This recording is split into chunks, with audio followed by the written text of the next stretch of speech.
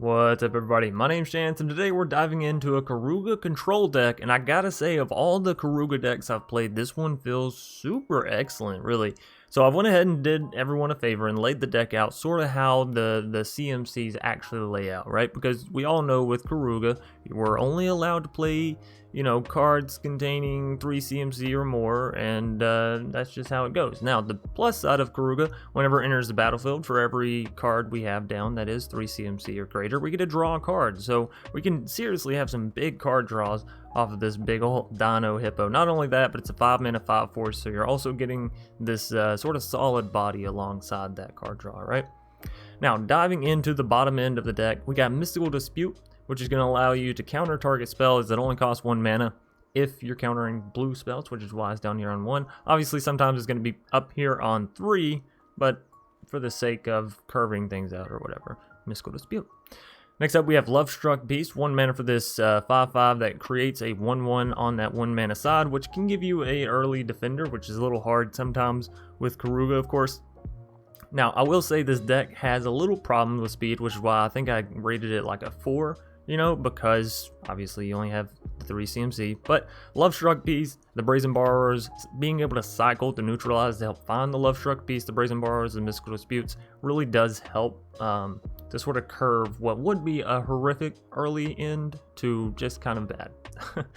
Anyways, next up we have 3 copies of Brazen Borrower, as I'd mentioned. Allows you to bounce stuff for 2 mana, then it comes down for 3 mana. As a 3/1 flyer, can attack in the air, it's evasive. You love it. It can block the Rankle at instant speed, which is always a nice thing. You never know when someone's going to pull one of those out, right?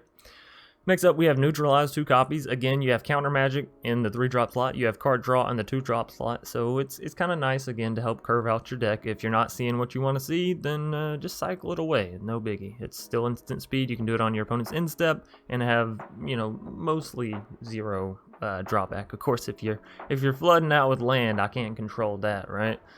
Anyways, next up, we have 2 copies of Midnight Clock. This is to help you ramp up as well with the Llanowar Visionary, right? Both add an additional mana and then do something else on the side. So Midnight Clock, whenever it reaches the 12th hour counter, which it gets an hour counter every upkeep, yours and your opponent's, then you're going to get to draw 7 cards and shuffle your hand and graveyard back into your library. Sorry, I said that wrong. Shuffle your hand and your library back into your... Shuffle your graveyard and your hand back into your library, and then draw 7 cards. I'll get it right one of these days. Anyways, adds an additional mana. It's an artifact, so it's a little hard to remove. Everything you love for one of those 3 drops. Next up, we have Colony Ambush, just as a one-off. Helps with the removal, also helps with the amount of lands that you're going to need for all this stuff, right? Llanowar, whenever it enters the battlefield, is going to draw your card. You can tap it, add green mana, and of course, Keruga procs and draws a card. But that's the case with everything that we have here, pretty much, right? Kazandu, land drop, big, mammoth elephant thing on the other side. That's a 3/3. It can really help you get out your Great Henge. Here it is. Sorry, I reordered stuff, so it's not in its normal space. Anyways, it can help you get out your Great Henge on turn 4, which is why I have the Great Henge right here, right? Because Lovestruck Beast, Kazandu really allows you to hit this pretty often. You only have 2 copies, so generally if you are seeing Great Henge, you'll have a good chance of seeing one of those other 2 creatures as well. Which brings us to our power, right? The power of the deck is really there because you have the Great Henge, you have Kazandu, you have Lovestruck, you have Vivien, you have Voracious Greatshark, all of these like big powerful cards. They're a little slow, as we already mentioned, but the power once the deck gets going, once you obtain that control with your counter magic, with your bounce spells, with your large creatures, you're pretty locked in, you're pretty snuggled up, and not moving, right? So, for our 4-drop slots, we have 1 copy of Garruk Unleashed to help you get through those annoying chum blockers that you always got to deal with. It can help in situations where you're a little down on creatures as well. You can just plop them down, create a 3/3. It gives another body for the opponent to go at, as well as a 3/3 to block with. Of course, if you get the emblem, you're looking pretty good. Questing Beast helps takes out the opponent's planeswalkers, as well as just being a Vigilance Death Touch haster for 4 mana. It's, it's hard to pass up, right? Solemn, going to help you draw out cards, which is of course nice in this deck where you have only really big spells pretty much. Whenever it dies, it's also going to draw you a card, so that's nice as well. Shark Typhoon, you can cycle it, and that's why I have it down here in the 4-drop slot, because a lot of times that's where I find myself cycling Shark Typhoon is like 4 or 5, because you get a 2/2 or a 3/3, which is generally enough to trade out with and draw a card, which is nice. Hard casting it, if you're that ahead, you're probably already going to win the game. But again, that's kind of why it's in the deck, right? So it's a win harder card or a good defensive card. So either way, you're getting something kind of nice. Great Henge we have talked about. Now we're moving on into the control of the deck. We've already seen a little bit of it with the Neutralize and the Brazen and the Mystical Dispute. We have a lot of counter magic here, which is why the Brazen is a little bit better than normal, because you can bounce and then counter, which is, you know, better than just bouncing and having them replay it for sure. We also have the Colony Ambush, which which helps with removal, and of course Kogla and Yugen, which helps with removal, right? So Voracious, 5 mana, 5/4, 2 copies of this, flash creature. It's a shark. It can come down and chum block. It can come down and just destroy your opponent's creatures, as well as counter an artifact or creature spell. So you can kind of get a 2-for-1 on the creature side of things. If your opponent's trying to cast a creature spell and you get this down and manage to block something, obviously that'd have to be a little to swing into a 5/4 knowingly, right? But you know, people do it here, there, and everywhere. So Vivien, Monsters Advocate, 5/5. 5/5. 5/5. It's a 5 mana, 3 loyalty. That's why I don't know where I got the other 5 from. Planeswalker. You may look at the top card of your library anytime you may cast creature spells from the top of your library. This is an awesome effect. Any bit of knowledge, you'll always hear me say it, is wonderful, whether in Magic or in real life. It's just nice to have knowledge. So +1, you can create a 3/3. You can create a 3/3 with Reach, which is generally what you're going to be doing. Helps against the rogues, helps against all those mauls and demonic embraces that you see, right? And generally, you don't need the vigilance. Your 3/3 is not your biggest creature in the deck. You're not like, oh, watch my army of 3/3s, you know, attack. Trample, again, there's situations where you may want it. You know, the opponent might have Archfiend's Vessels or whatever in a Lordorus deck, right? So sure, there's a time and place for it, but for the most part, it's the Reach, right? -2 is actually really nice in this deck, as you do have, you know, Koglas, Voracious Greatsharks, all that kind of stuff, which can help pull out Questing Beast, Lovestruck Beast, Kazandu Mammoth, Llanowar Visionary, even Keruga, right? Because we are playing Keruga within the deck. We have 2 copies in the main board to help us just sort of get it down. It's a 5/4, helps you get closer to the Great Henge, draws your cards, and you know, we're trying to see this Dino Hippo in action. So next up, we have Kogla, the Titan Ape. It's a 7/6. Whenever it enters the battlefield, you can fight one creature you don't control. Whenever it attacks, you can destroy target artifact or enchantment the defending player controls. And of course, you can pay 2 mana, bounce a human back into your hand, and it gains indestructible. Now that human thing, generally it's like, okay, well, we're not playing humans, but we actually are. We're playing sort of like 4 copies of humans, if you think about it. So there is a rare scenario where you get to give Kogla the indestructible. It'll cost you your Lovestruck Beast being able to attack, but you're sort of a defensive deck anyways, and if Kogla is gaining indestructible, it generally means that he will be able to attack another turn. So 7/6 I think is greater than 5/5, right? Next up, we have Turntimber adds as a land, and you know, in those late game situations where you need a creature and you're just trying to look for one, it's a great little situation. And then of course we have Yugen, the big 8 mana planeswalker, comes down, exiles everything, deals 3 damage, and of course the -10 just wins you the game, right? Generally playing him wins you the game, if I'm being honest. But that also brings me to the general strategy of the deck, which is to, you know, counter your opponent's stuff out, keep control over the deck, and then have your big stuff, your Yugens, your Koglas, your Great Henge, your Voracious, your Viviens, all this really big, powerful value stuff, right? Because it's all very valuable for the money they're paying for it. Have that carry you into the victory. Have the card advantage that Keruga gives you carry you into the victory. So that is going to do it for the deck tech today. Hope you all have been enjoying it, and I'm just now realizing that we've been talking for 9 minutes. I'm sorry for the longer intro today. I hope you've all enjoyed it. If so, please be sure to leave a like down below. It helps me, helps the video, helps YouTube know that the video is a good video, and of course we want to know that. That way I know I can make more in this style. Anyways, sorry for the coughing here. If you're new to the channel and you want to help support the channel, or you're just enjoying the content you see, hit that subscribe button, hit the bell icon. Helps let me know that you're enjoying this style of content specifically, as I can see, you know, per video which got the most subscribers, blah blah blah blah blah. But it also allows you to have updates, you know, with more videos and all that good stuff. So if you enjoy it, hit that subscribe, hit the bell, leave a comment if you have anything you'd like to add, and of course I'll see you in the matches. Ivo Demi. I like the hand because we have 2 Lovestruck Beast off the bat, so we're gonna keep. We'll see how it goes. Archfiend's Vessel from the foe. I kind of want to keep the Colony? It's Colony, isn't it? Colony ambush. Back. Ooh, opponent's playing some like Rakdos party stuff. I can respect it. I don't like it because it's gonna hurt, but I can respect it. Missile Dispute's not gonna do much for us here. Let's not hit to my turn quite yet, Chance. Slow down there on the clicker, buddy. Alrighty. Forest. Run, Forest, run. So let's go for another Fabled, and we'll grab blue, and that'll allow us to go turn 3 untap with the Vantress.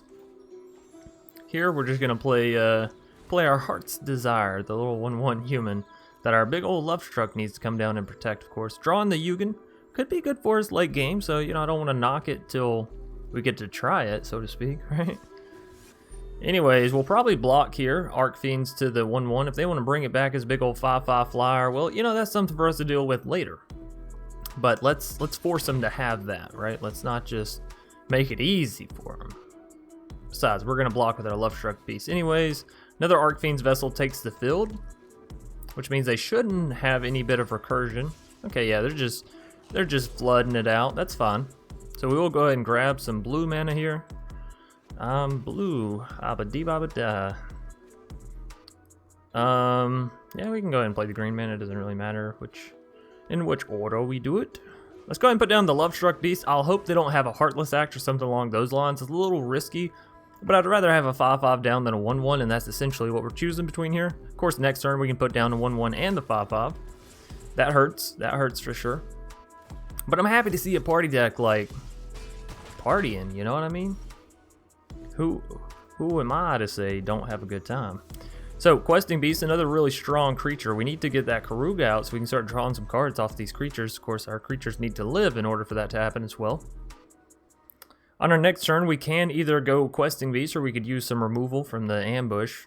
Not gonna lie, that removal doesn't sound too bad.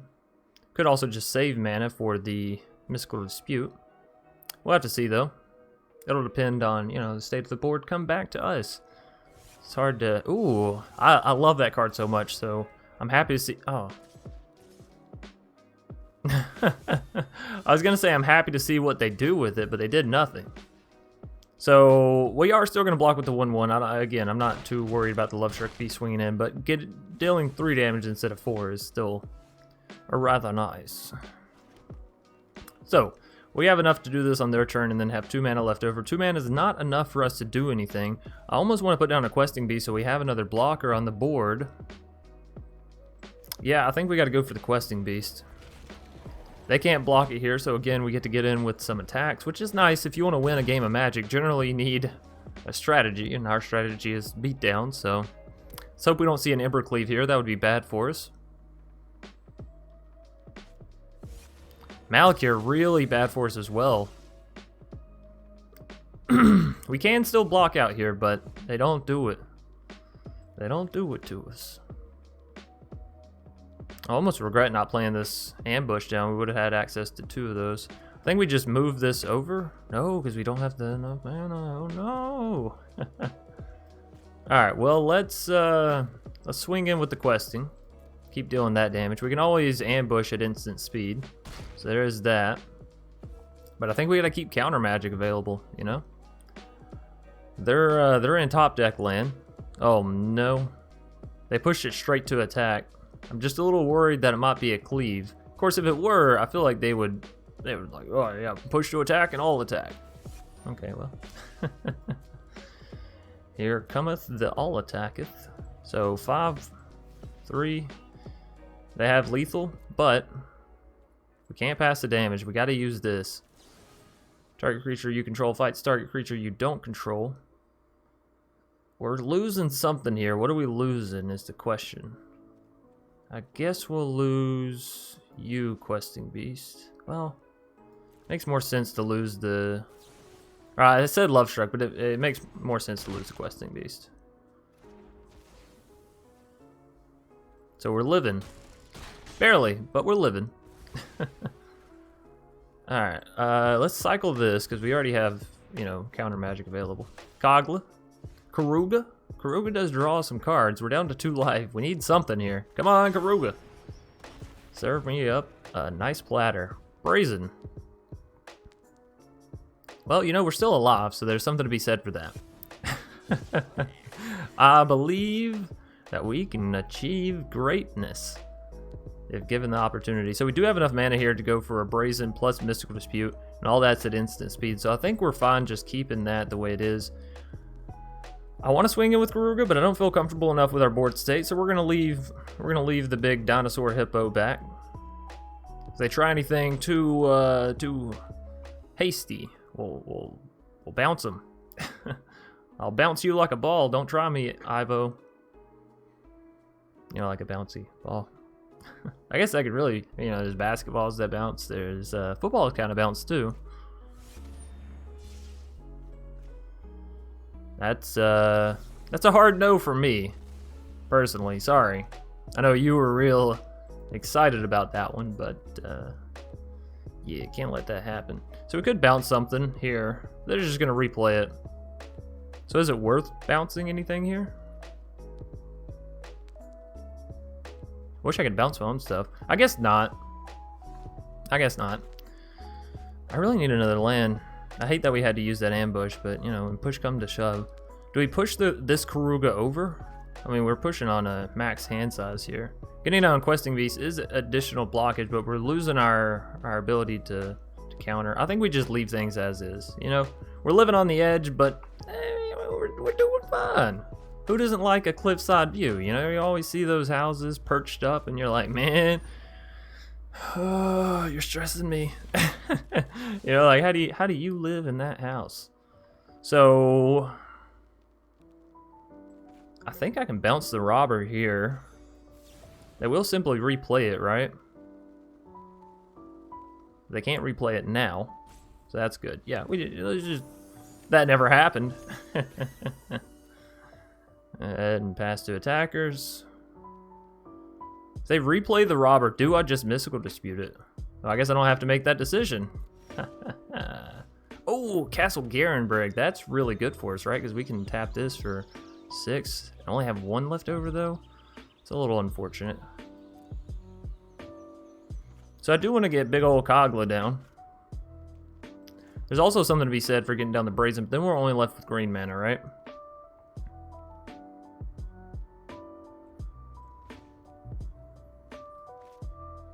Alright, I think we have to leave up mana for Mystical, which is 3, and we still have 3 left over after that, so I could play you down, or I could just move you over. I think we move Keruga over.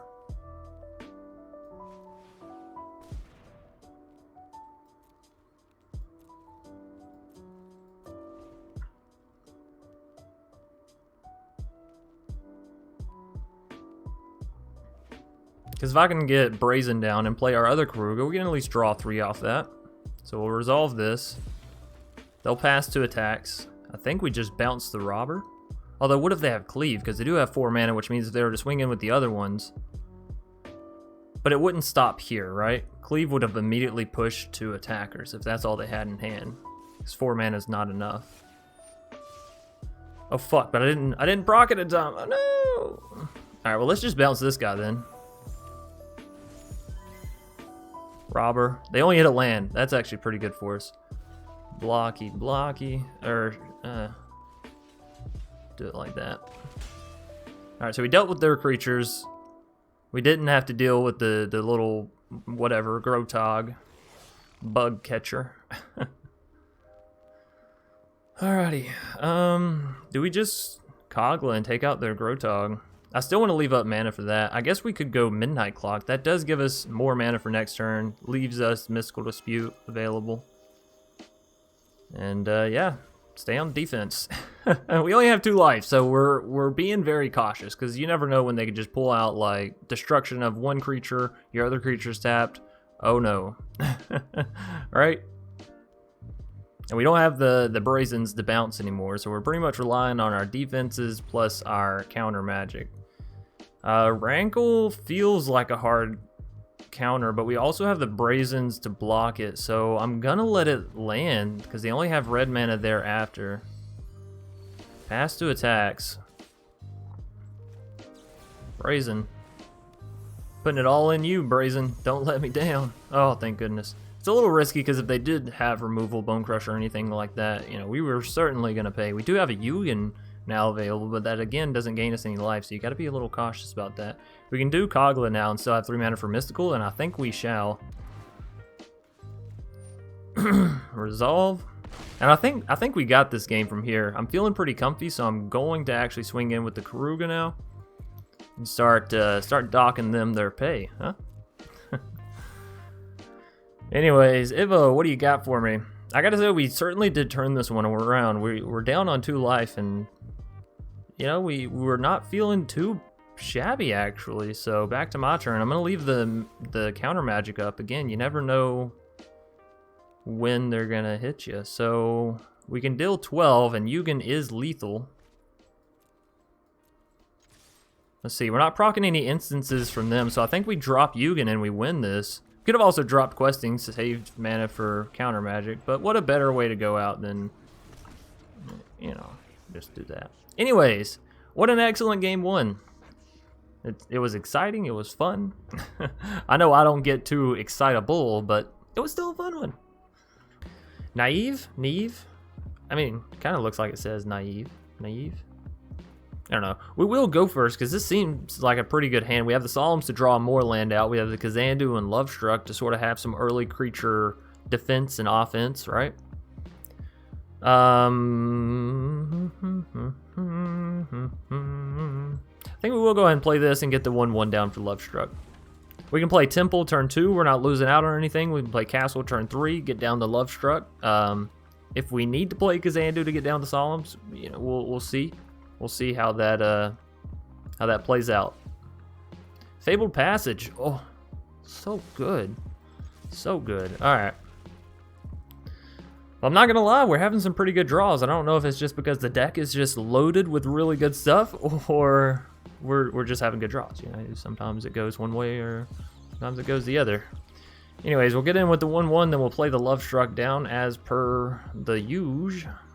Now, if we draw into a Great Henge, do we have Great Henge in this deck? I should really check that. I keep referencing Great Henge, and I'm like, oh yeah, Great Henge, Great Henge, Great Henge. And I'm fairly sure we do, because it seems silly of me to not. But I should double check myself, because y'all have to remember, I made this deck a few weeks ago. So we could go Kazandu plus Temple, and that way we don't lose out on the value of the Fabled with the Kazandus. Could go Fabled, draw with Solemn. I think no matter what, we're definitely swinging with our creatures first, right? Scratch that. We're not swinging with our creatures, but we are drawing out a Scorching, which means our Kazandu can come down and live now, which is, you know, banging, as the kids would say. No. Temple of Mystery, gonna get our Scryogon. Voracious Greatshark. You know, I'm actually okay with that. I'm not opposed to a little shark action. Opponent's looking like they might want to cast an artifact or a creature here soon, so. Granted, it's Jeskai, so I may not want to hold my breath or my mana for that creature or whatever, but sure, I'll take a Greatshark. Also, good argument could be made for cycling that away and looking for the Great Henge, if it exists.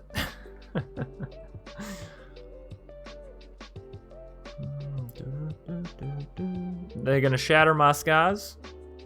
Do it. Shatter them. Kind of wish I had played a Solemn now, but Mythos. No, they're just gonna take out a creature and make sure that the other one can't do anything. Not that it was doing anything before, but you know, now it extra for sure can't do nothing. We're for sure gonna get the Kazandu down before we get the Solemns, but I am also gonna go ahead and play down this Fabled. We're not gonna draw out the land as well, that just seems a little silly, right? It doesn't turn anything online for us. It doesn't allow us to pull Keruga over. And if we draw into a Great Henge on next turn, alright, now I guess that's, you know, that's just kind of rude. ECD. I don't feel bad about not having mana for the Shark though, because, well, I guess in this situation then we want to go ahead and use Fabled, right? So we don't draw a land next turn. We have less chance. Anyways, let's grab some blue mana. We also hit the green mana there. So I could pull Keruga over, but we don't have mana for anything thereafter. I could get down a Solemn. Yo, bro, do me a Solemn. The proc from ECD is actually not going to make Greatshark cost anymore. I almost want to leave Greatshark up, because what if they have the big bad.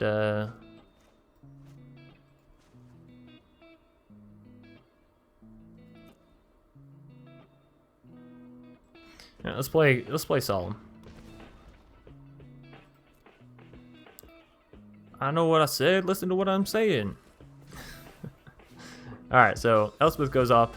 But what I was saying, their second proc of ECD doesn't affect the Great Shark, so we could have theoretically kept it there. But they just play a Royal Scions, and I feel pretty good about having not kept mana for the Great Shark up, right?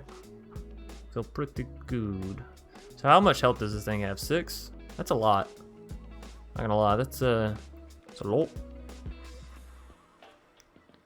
We have you plus 2.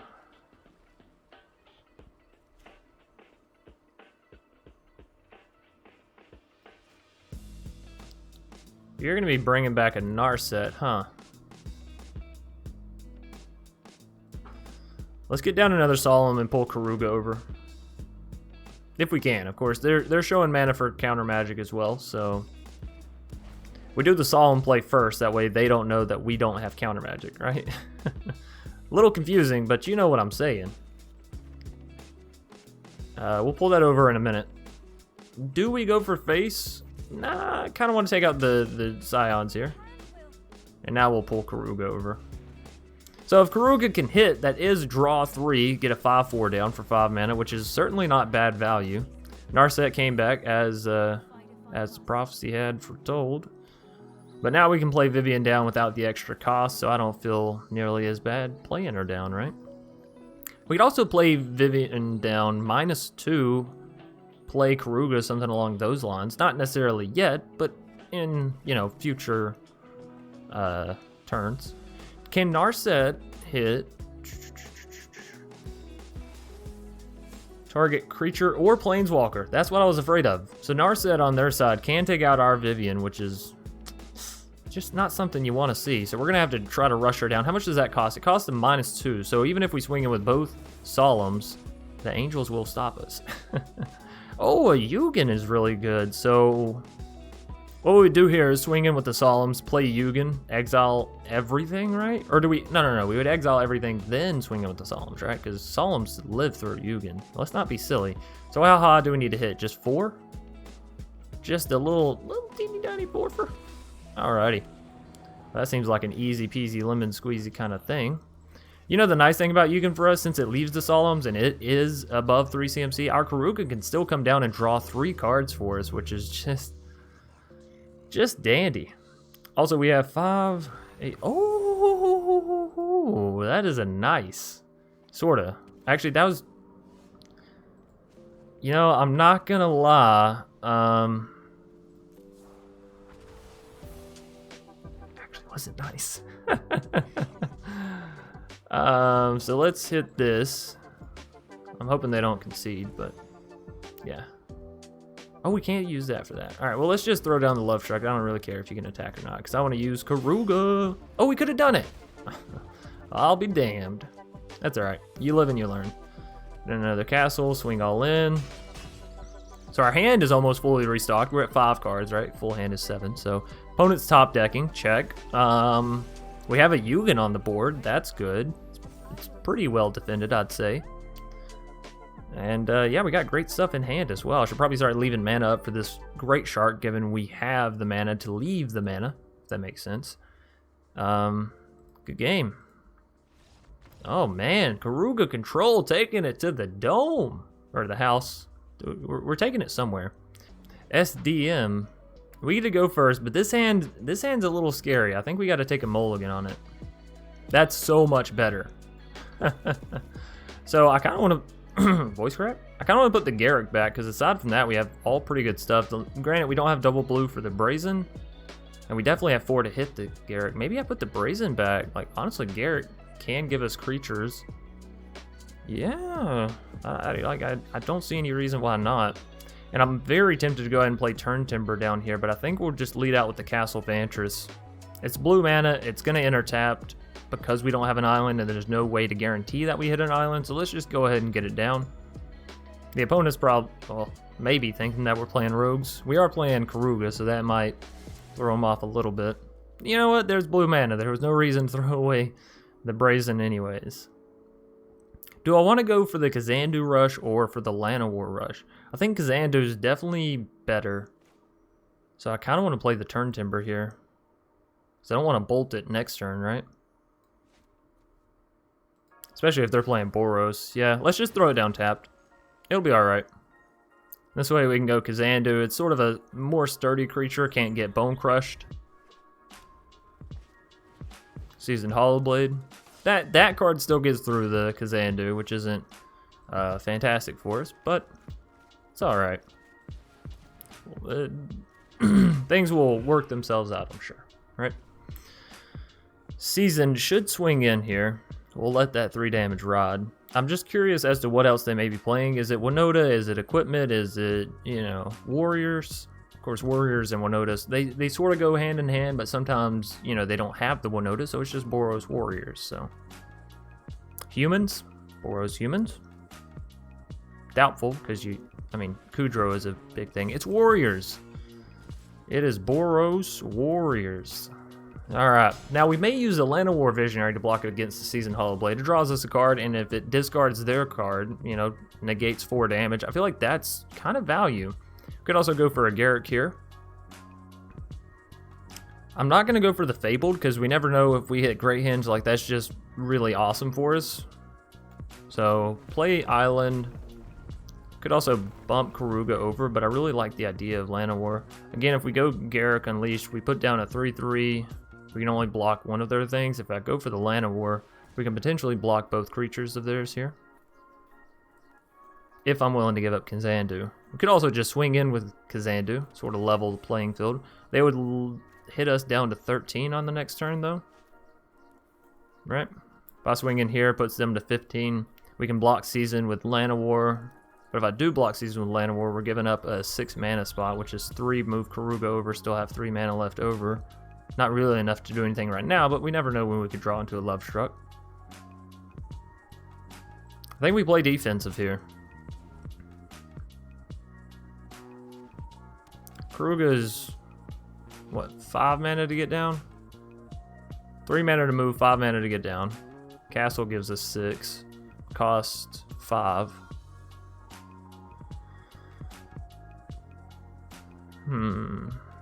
So at 7 we could have 8, which would be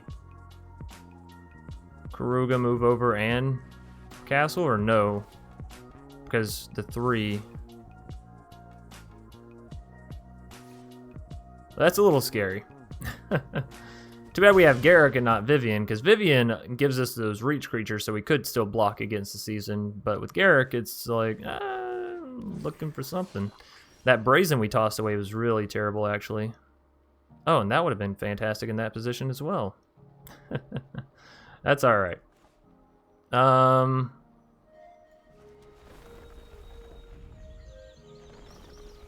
6 damage in the skies is just not fun to deal with, you know?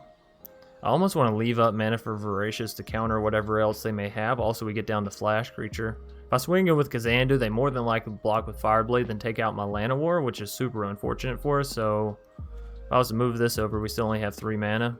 We'll kick it back to him.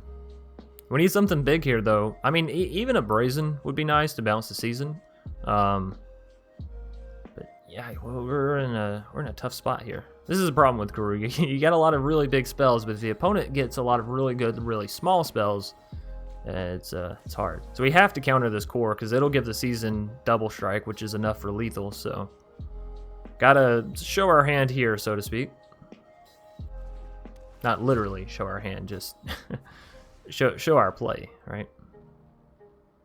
Anyways, dealt with that relatively easily, right? 5/4 comes down.